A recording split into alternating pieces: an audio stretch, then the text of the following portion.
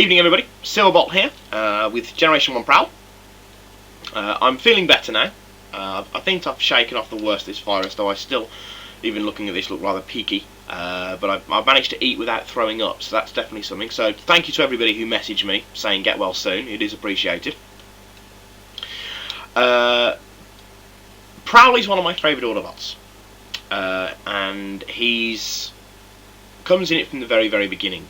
And because of that, and because of just the general character of Prowl, he's one of my favourites. He's up there with Silverbolt and Sideswipe. Now, Prowl, there's always been some contention where Prowl's concerned, because it's never fully made pointed clear in the cartoon as to who the second in command of the Autobots is. In some instances it seems to be Prowl, in other instances it's not Mirage, it's Jazz, and in other instances again it's Ironhide. So there's a lot of contention amongst fans as to who exactly is in command. Second in command, sorry. In the comics it makes no bones about it. Prowl is the second in command of the Autobots. Prowl is the Autobots' military strategist, and for very good reason. He's a very logical person. He's a friendly Autobot.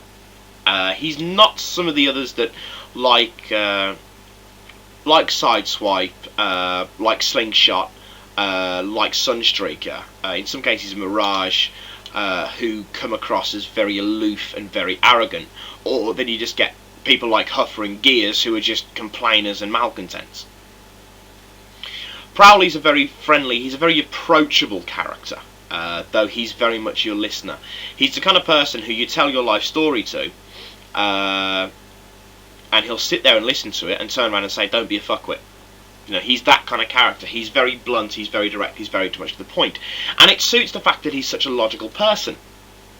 And that's why he's the Autobots' military strategist. It's Prowl that comes up with their ideas for defending against Decepticon attacks. He does have a pretty memorable episode in where his battle computer gets damaged in a battle between, I think it's Starscream, Thundercracker and Soundwave, and his battle computer gets damaged, and he manages to interface with Chip Chase's computer. I'm not going into how that happens, especially in 1984. And Chip basically takes over his controls and manages to put Prowl through some very aerodynamic gymnastics for a 20-foot robot. No, it's pretty amazing stuff. He also has a very memorable line in the Dinobot episode, in the Dinobot Island episodes, where these cowboys come through this time warp and they're fighting with a bunch of Hell's Angels. Gotta love the American stereotypes. You'll understand what I mean if you know the episode Dinobot Island. And Prowl comes up, transforms, and goes disarmament, acid pellet style, and just proceeds to shoot their guns out of their hands. So it's like, wow, awesome. Prowl is just so cool. Prowl's greatest weakness is his greatest strength. His logical linear programming, which makes him so perfect as a military strategist. He's also something that's very easy to turn against him, because he's not very imaginative. And so if you did something in combat against Prowl that was unexpected or slightly underhanded, you'd leave him flummoxed, because he simply wouldn't know where to put himself. And so that is his greatest weakness. Prowl, of course, meets his end in considering the fact that it's a cartoon about transforming robots in a very brutal and bloody way. I mean, if this scene was redone as with a human, the film would immediately become a 15 just purely for this scene. He's aboard the shuttle that is on its way to Autobot City to get some Energon cubes. He's making an Energon run, and of course with Prowl is Ironhide, Ratchet, and Brawn when the Decepticons burst in. And Prowl is shot directly through one of his headlights, and it completely overloads him. It basically just melts him from the inside, and his eyes burst into flames and smoke is spewing out of his mouth. And as I said, if it was a human scene with eyeballs exploding and blood spewing from the mouth, you know, it'd immediately become a 15. You know, something out of Hellraiser. And I remember when watching originally when Prowl died, and I remember going, no, no, because at least with Prime's death was very meaningful and it was very profound. It was such a case of self-sacrifice. But Prowl, for such a powerful Autobot character to die in such a mundane, well, not mundane, but such a quick, brutal fashion, it just didn't feel right to me, and it's never sat right to me that they killed Prowl off. Because as I said, he's one of my favourite characters, and he dies, quite a nasty, in such a nasty and brutal way. Anyway, onto the toy itself. Prowl is a Nissan Fairlady, or to give it its American equivalent, a Datsun Z80 ZX. No, Datsun 280 ZX, sorry, not Z80. And Prowl was originally, what I'm going to do is I'll just transform while I'm talking. Prowl was originally part of the Diaclone range. Do you know what? I'm going to make a video one of these days asking people, do they think I will ever be able to transform a toy properly on camera? Because I can never do it, and now I'm completely stuck as to where to begin.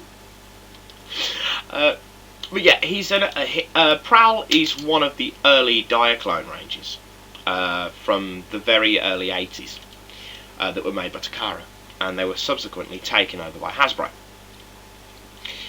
As such, Prowl has something on his toy that isn't on his cartoon counterpart, and that is Prowl has the same shoulder-mounted missile launchers as Blue Streak has, and Blue Streak keeps his in the cartoon, but of course Prowl doesn't. But the toy does come with these, because the toy is basically the same as Blue Streak's and then later Silver Streak's toy.